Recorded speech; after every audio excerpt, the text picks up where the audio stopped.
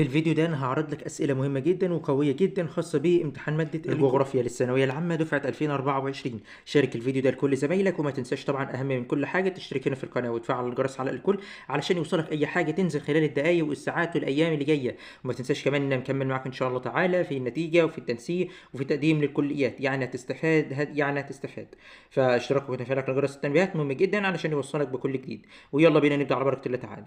بسم الله والصلاة والسلام على خير خلق الله سيدنا محمد وعلى آله وصحبه ومن والاه.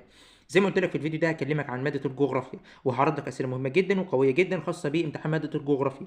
الأسئلة دي مجاب عنها وإجاباتها صحيحة. كل اللي عليك بس أنت تفهم الأفكار دي علشان هتيجي إن شاء الله تعالى أفكار زيها ولكن بصياغة مختلفة. وأنت طبعا على أي حال أي أسئلة تنزل أو أي أسئلة تشوفها حاول تفهم أفكارها، ما تحفظش الإجابة والسؤال زي ما هم، لأن صعب جدا في النظام الجديد إنه يجيب لك السؤال زي ما هو كده موجود زي ما هو في الامتحان. ما بيجيش من اي اسئله موجوده نصا ولكن بيجيب نفس الافكار طبعا اكيد مش معقوله يعني هيجيب افكار من بره المنهج. الافكار بتكون في المنهج ولكن صياغه السؤال بس هي اللي بتكون مختلفه. فانت الاسئله اللي انا بعرضها لك حاول انت تفكر فيها، حاول تشغل دماغك، حاول تفهم الاسئله والاجابه وليه اخترنا الاجابه دي اهم من اي حاجه. ومش هاكد عليك تاني انت لازم تشترك هنا في القناه وتفعل الجرس على الكل علشان يوصلك اي حاجه تنزل على القناه، لان في ناس كتير جدا بتشتكي ان ما بيوصلهاش الفيديوهات المهمه.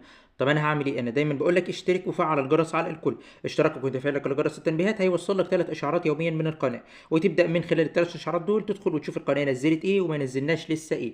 لاننا ان شاء الله تعالى مكمل معاك في بقيه مراجعات الثانويه العامه، وكمان هكمل معاك في النتيجه وفي التنسيق وفي التقديم للكليات. وكل الاخبار باذن الله تعالى هتلاقيها هنا على القناه، فاشترك وفعل الجرس وبس كده، والسلام عليكم.